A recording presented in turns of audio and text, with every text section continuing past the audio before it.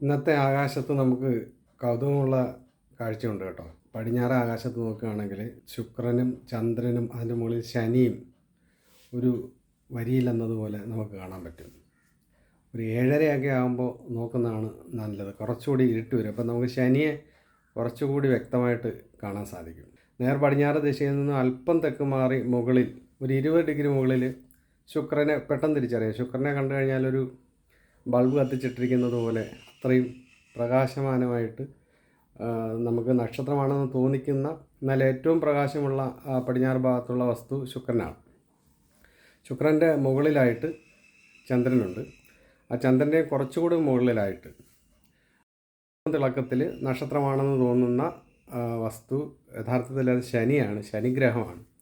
വേറെ വിധത്തിൽ പറഞ്ഞാൽ നമ്മുടെ തലയ്ക്ക് മുകളിലുള്ള ആകാശഭാഗം ശീർഷബിന്ദു അല്ലെങ്കിൽ സെനിത്ത് എന്ന് പറയും. അവിടെ നിന്ന് തെക്ക് പടിഞ്ഞാറ് ദിശയിൽ അല്പം താഴോട്ട് നോക്കിക്കഴിഞ്ഞാൽ നമുക്ക് ശനിയെ കാണാം. ഒരു 8:30 കഴിയുമ്പോഴത്തേക്ക് ശുക്രൻ അസ്തമിച്ച് പോകും. പുറകെ ചന്ദ്രനും ഒരു അർദ്ധരാത്രി ആകുമ്പോഴത്തേക്ക് ശനിയൊക്കെ അസ്തമിച്ച് പോകും. അപ്പോൾ നിങ്ങൾക്ക് താല്പര്യമുണ്ടെങ്കിൽ ഇന്ന് മനോഹരമായ ഈ കാഴ്ച കാണാൻ സാധിക്കും.